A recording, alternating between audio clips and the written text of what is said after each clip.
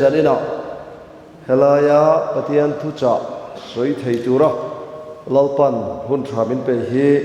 kalom tak zet zet ani enge lunglei lamte intarau din mun karon fevek lo chewa tuna hian lal isua local don trek tak taka karom to rilok na tepo kan thang chin chin chu karon soi chho do na Patian minga kain zo na chu Isua Krista lo ka lena tan hian kanin ringem kanin buat sai reng te he patian minga kain zo na chu ne tun na ya ka thin lo karon lang chu eng thil po ti do ni la cho ka nei don pon ei rong bol nga ya in buat sai ngai ni mo exam kan nei don pon in buat sai nga ya final exam nei don pe chon na sa ta kain buat sai nga ya he thil ro pui lutu khovela po a ai ro pui ala thleng ngai la wa pa ro pui na nen fa pa ro pui na nen van tir ko ho zong zong van luak vek don na min lam tura rong kal huna hian van tir ko chunung beron en patian to to ro drin na meron lam turen van mi pui den ron aron chuk dona kha meron lam hun chu nga khan van khi ruak vek mai don ni chu big events thil ro pui ni tung long thang tura tan chuan in buat sai na kha atokem eng te ngai buat sai te hi zani na patian ming kan zot ane tiang hian ka thin lunga zo na mol mang te na ron luta tu na Isu Krista lo kal le na ta na kan in buat sai nang hian khovel thil kan business le kan ni tin na tho hi chun zom te la kan ho thlinga ngem final exam te ma chon tai la kan lo thlinga ngem atak taka chuan tam tak hi chu kan in buat sai lo lo ti hi ke ma thin lo chiang tak chu ne kan ro chan tur aro pui zia te hi kan ngai to chian hangai em hei saram moi te hei pura moi te na karon ding hova hei sarua ta pastor ru te po hi kan college kalpui ten ya sang te hi hei kanau ne neng kom thin khan ya ani hi doctor ta dai mai hei zani na karon din pui te po ka close tak tak ten ya hei ka kum hi tu na hian tu na april tra hi ka birthday ani april som de pathu mai hi hei ka thel la chong kum som nga ka ni ve don der mai ya kum som nga te kan lo thlen to hi chuan kan lo pang chia to no ha lung le ya sang ni som pathu ma khan 10 days kan nei kha om jong be kan ban in parte yang kha kan om ve for ani tro kha mi 10 days program kan nei te kha man ni lo ko mo kan ti lai kum som chuang de lo liam la to ni kha tiang voi ni khat kha ve chuan ka pension der to mai do na chu wang chuan tu na hian ka nun na ina patian ne na ka lan theng ang hi lan ka tum ve to maya ka nun zong hi ka lo lan to thina tu na hian lali su lo kal mai don ta ka wangin chiang kuang zo ka lan turin patian ka ava patian tran puina nen patian ta rau tiang lim ka miran lo lum ve ta tlat pe ni chu kan patian min chu fakin om rose he lung lei sarmon voi li chia kan soi man dona he mi hun chu nga hian in nun zong in lan thena tu ra kha kan gol pa khata ni dona cho bang chuan ege tu na hian kan la boi pui le abik takin kan nu le pa te rual ke na upa de ho phe ka chu leida na po dam hun chung tu ra kha arei to na phania chatuan nun na kan ti chiang do lom ni amen kan chatuan nun na hi ti chiang ila he leidam chunga kan ma mo le kan ti tur tu chu ave le ka ti tur zo ka ni chu wangin he Krista le sechana in do na hi amor bog na kan theng don to heta hian he khove la hi lalpa zo nei poina lo soya Krista le sechana in do na hi kum sang ruk ve la ni do na ni atian chumo kan bible thiam Jane Andrew sate poina lo chut dana hei kum rukan in zo khan kum sabat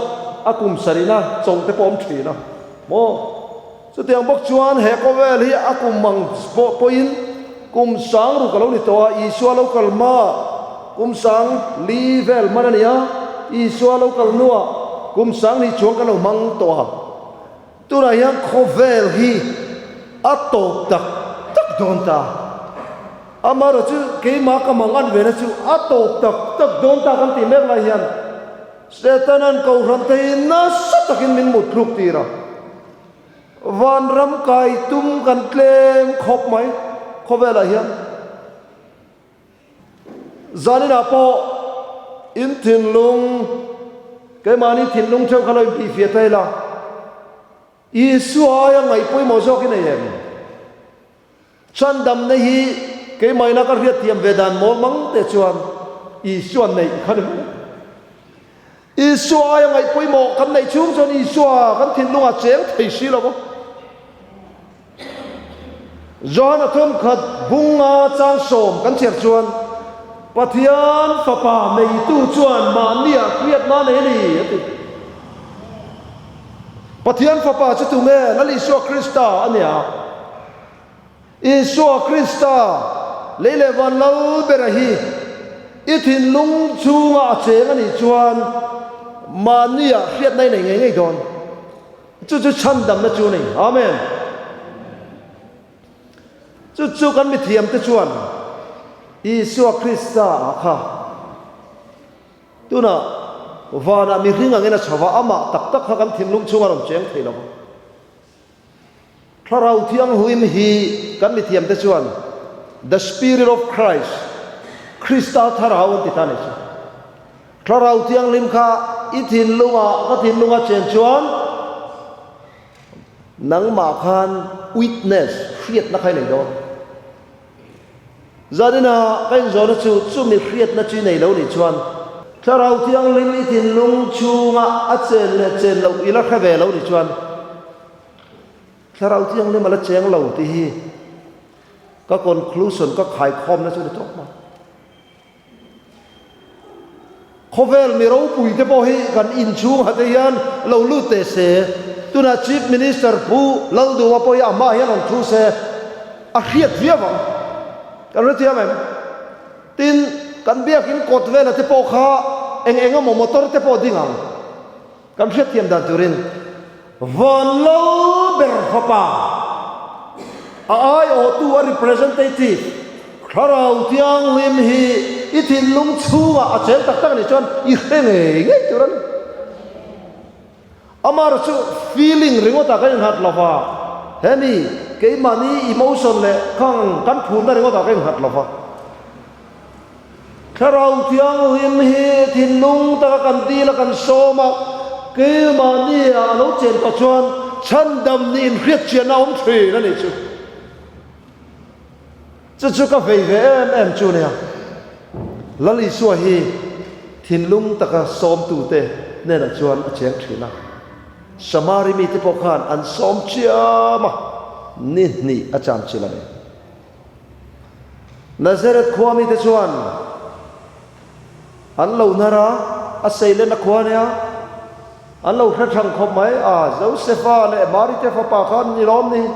a u nau te pokan thriati dik tak chuan Isu khan Nazareth khwa khan Mesia anina kha apuang ani kha mase an nara kha mate nam kha kan tuma chuan arong bol nuin voi khat Nazareth khwa alokal le an lo nar le ta ka wangin Nazareth khwa kha lali so Kristan kir le ngai to lo turin achwa santani zanina hian Isu Krista kan thinlunga cheng em le Isu Krista nei tu kan niam le he ka soi lo tur zok he ka ron soi trep maya ka soi tum ta ka la lut lo ni Isu Krista kan thinlunga cheng em le kan chiang lo ni chuan ati chian na turin lalpa khat aw ngai ni khovel hi kum sang ru vel pathianin hun min pe a tuna kan chela kan planet khovel hi about 6,000 years tini wangin kum sang ruk chia Krista le setena in do na hi ato pang tin na laman ni la fa kum sang ruk vel ani to na tu na pe chuan chu kum sang ruk som ni panga ni to hei wang hian khovel hi top mai turin an munga lali suwa kan la nei lo ni chuan I suwa nei hun ta eng ti ga I suwa chu kan nei ang I suwa kan number 1 ai thin lo an da la zone na hian I suan chan mari bia kina lo kan zong zong hi I suwa ai kan ngai poi mo zo kan ai ro kan ngai ro pui zo hi a hreve kan ni adikem a hre chiang khop mai chu wangin Isua Krista kan thin lunga lal turin kan som don lom ni khovel hi atop to don ani he kum sang ru hian a thren chu kum som ruk som sari te min pe a thren chu no pang te nan thia kan thi hun tur poi nang vek don lo motor accident a thi phut te oma dam lo awanga thi phut te a om bok ani chu wangin he Krista le setana in do na amor bok na kan lu chau me khura yan Isua nei turin kan in lan don lom ni lalpa zol nei chon tiang hian alo soya nang mai na karau tiang lin I chan le chan lo ina chiang lo ni chuan I pin dana lut la kharavin apol le pol lo che I riat chian ma lo su ta khang karau tiang lim aw lo ti chu wangin tu na yan pathian fa tak ten ruan nung kan dil to do na itel ve don lom ni ti pathian me kan zon chu nei har thar na chu tong trai chan na atrang chawalo khem tu rani atia sarmon te chu apui tu chawani jok mela ni chu har thar na tak a chuan mi in pathian a pon nge tu rani to lai har thar kan tum dan te athat che to lu tu ka hela yan turing tu kharau man devin thuron soi chiam sela kharau devin ti khan har tharila tiang deuh khan kan chang ani chu haniem mania pathian thu han kewa pathian buan turang zong tam ta kan ngai tua to lawa har tharna kan chan dan po athat cheta khop mai khovel thil kan du po atak taka chuan nei tur chuan thei top chuangai ne lom ni he kan om na khovel rei lo te kum som sari som riat vel atam bera po kan dam the tan hian kan ril ru zong zong kan pe a satuan top ngai lo tu tan hian a ve chau kan da khang tiang hau reng reng khawan ram kan thleng don lo bani chu wangin Krista zui tu dik tak chuan an nun zong zong an hlan thri chu me chuan Zoram Adventiste kan lu ahunta hemi turian in bot saila zarina po kharau tiang le mampui tak tak kan la chang lo ne ka in hren chuan nang mai la tong trai thelo ni pon tong trai pui turte somla tlai var mai tur zol ne tinga soi zinga kan nama sabera chu pathian nen kei mani le pathian in kar digam ti kan nama saberania kan eile in turai chuan kan chan dam nei poi mo zoka ke mania kan thin lung hlia khu tu aw mani chuan kan mu mai ngam lo ti chu chu chan dam na kan von dan tu chu ni zinga pathian ta leo ni turing kan in hla nga ti tura min ti piang kan tianga ban san tura min ti piang kan ban san nga chu tiang chuan pathian nung chang kan lawang do na ni chu ta chuan pathianin min kai hruai ang khan kan an omanga chu tianga kan hlan chung point mi hring kan le wan kan thin lung hlia khu tu kan opal thei khowela kan ro wangin chu tianga lo omani point hei mu do na ten that che dewa tong trai mu mal mang lawa mu top all ni tero resai tlo chan tong trai ang chi te lo mu hlum don po ni la kan nun na ka pathian ne na kan hlan khapa kalai kan lungpu chola thi te tam te le kan in soi thai lam de la ven I chunga theng ve thei ren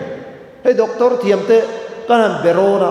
chuta min chana chuan lung doctor te ko tu chunga po lungpu choli a theng thei ren ani ti min thrilan heta cholesterol sang ro ta ni lo chu bangin heng kan lungpu te hetia second chin mayan phuduk du pati pathian khongai na wang chama phunia pathian ina khongai na wang leawin darkar somni pali huntra min pe ama pathian ngai tuamia lawa kan mangrin te su kan ti sualania kan ti sual chiang te mai nei chuwangin lali suan zoram Christian te zoram Seventh Adventist te Christian tak ni tu min ko ta amen enge Christian tak chu lukabung kwa chang som ni patum kan cher chuan mi zong ne na tu po in mi sui du chuan ma ni hrom poi salavin asap tama chuan self denial among mani in phatin mani in ga thain ni tin cross puin mi zui ro se ati min zui du chuan atia zui kan du chuan chumiang chuan kan tiang aya kan ti lo chuan kan zui lawa i suwa zui lo yan van ram chen thei lo ti zani na kan puang du ni chan mari biakina hian chu karon soi du na chana chu pastor te po hian mani in phatin kan lo zui vek lei ne kai ma atheng dika ni tin ka thi thin ti ka sang mo na kha online na lo ngai kha te chuan in shemai theak ka soi thakop mai pathian in menom puya thatakin ka soi veri ma se khami ka soi nu apo ni tin mani in phat nu na kha ka lo la lu chin tok lo fo ni chu mo mani phat ti chu mani program kan da tha pathian program a kan da ngai ni chu mo chumi a chau chuan nun naw ma sin mani kan in phat lawa i so kan zui lo chuan zui tur dang pakhato ma chu setana ani hen na hian lo thonom de wangina langa ma se alo thamuan thak ber chun nun na chu rong bol tu te zinga po ko khran upa po Seventh Adventist thataka kan ngai apo atak taka kan man lo wangin ti hian ader nun vel mai long kain khom chan mari po hian eng za tak nge van ram kai ang cheu chu nu na chu in lu na chuan man ram kai don mi ala van hei hetia chol ni ha bia kina kan khoma mani in phat em chong si la waron in khom ver ngot te po ya thei khop mai an thei mai khop chu bang chuan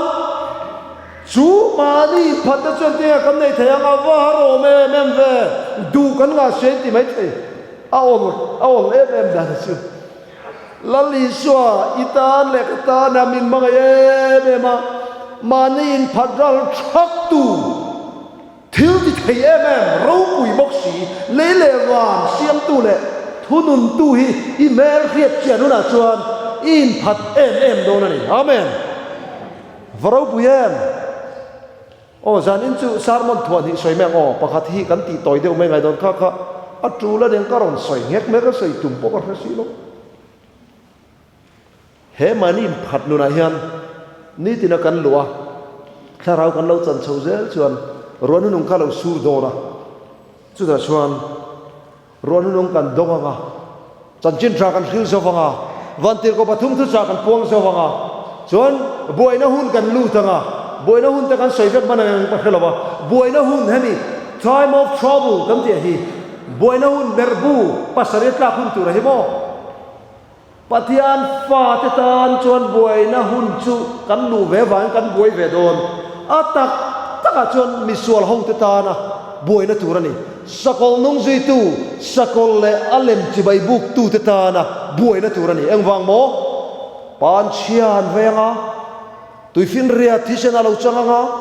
tui khur te thisen alo chang chhun jamanga chuan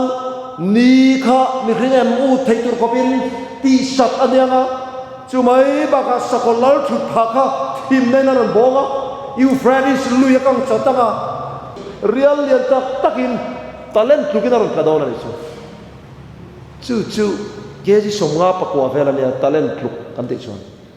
chuan boina huna khan pathianin sakol nung zui tu te sakol le alem chi bai buk tu te kharon frem dona ne chumi kan pumpel thena turin pathianin kharau thiang lemin pe ka duwa min pe ka chak lu tu hei thil di le hi mi thil di khe chi hi ka ne an lo ui viu phi chuan di li cha kom lo deu nia thian zawa po nang wa ding jok te an tia tlema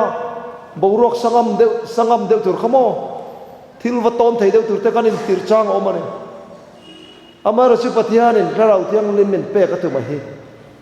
van thil pek ro pui ber ni si van apo ai ro pui jok min pek tur an nei to la fania thil pek dang zong po ai chun khom na ni tia chu pathian in min pek chak zia en tir nam nu le pa ina fa te thil tha pek an chak zia kharon en tir ni khamo nu le pa te fa te thil pek kan chak ni tero thom no lei sak te kan chaka an du zong lei sak te kan chaka tam tak phei chuan kan chak le ni tu hi kan dot suala kan fa te kan discipline lawa tam tak chuan an du ang kan ti sak lu tu ko wangin fa sual kan nei pha pho thiran chu pathian in hlarangin thlarau thiang lim chu nang ni mi sual mai nin fa te thil tha pe ka chang pek chuan adil tu te ne na pathian hian ave pen sa do na ngati kan pathian ning chu fakin om se amen le chu thlarau thiang lim dong tur chuan zani na hian karin bot sai don lom ni thlarau thiang hlim kan don ve ngai thena turin lalpan kan zawain malmin som thero se amen trong trai kan rot dua chuan kan sar man hunung zo kan chun zom don ne kan soi rei lo tur anga yang